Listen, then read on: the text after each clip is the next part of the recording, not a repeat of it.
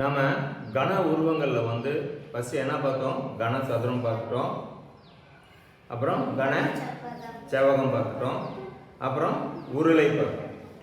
இன்னைக்கு வந்து நம்ம வந்து கூம்பை பார்க்கணும். இப்போ கூம்பு அப்படின்றது என்னன்னா இந்த வடிவம் தான் கூம்புன்றோம். இதுதான் என்னன்னு சொல்கிறோம்? கூம்பு அப்படின்னு சொல்கிறோம். இந்த கூம்பை எப்படி செய்யறதுன்னா நம்ம ஈஸியாக செய்யலாம்.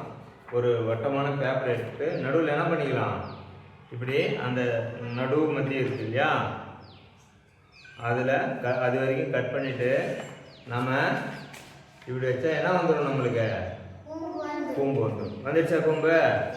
இப்படியே வச்சா வட்டம், இதையே கட் பண்ணி இப்படி வச்சா கூம்பு. சரியா? இதை செஞ்சு நம்ம என்ன பண்ணலாம்? தொப்பியை வச்சுக்கலாம். இங்கே ஒட்டிட்டு என்ன பண்ணலாம்? இப்படியே தொப்பி போட்டுக்கலாம். இங்கே பொம்மை வரைஞ்சிக்கலாம். வெயிலுக்கு விலை இல்லாமல் தொப்பி.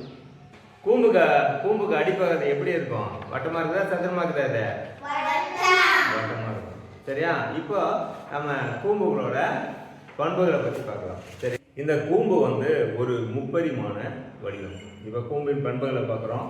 இந்த கூம்பு வந்து ஒரு முப்பரிமாண வடிவம். இது வந்து ஒரு சமதளம் போன்றது. இது வந்து சமமான தளம் இல்லையா? இது வந்து சமதளம், இது வலைத்தளம். இது என்னது? வலைத்தளம்.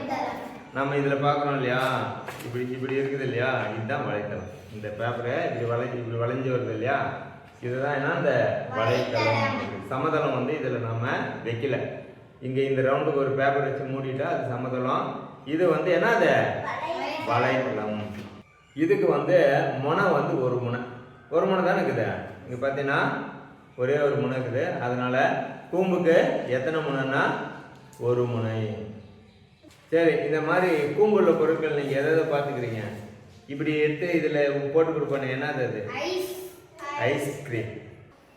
கூம்புக்கு இன்னொரு பண்பும் இருக்குது, உயரம். இந்த அடித்தட்டத்துலேருந்து இந்த முனை வரைக்கும் இருக்கிறது தான் என்ன? அது உயரம். இந்த உயரத்தை எப்படி அளக்கலாம்னா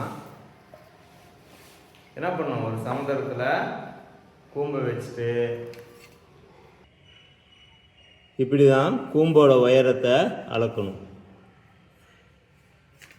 ஏன்னா இப்படி வச்சிங்கன்னா உயரம் என்ன ஆகிடும்? தப்பாயிடும். புரியுதா?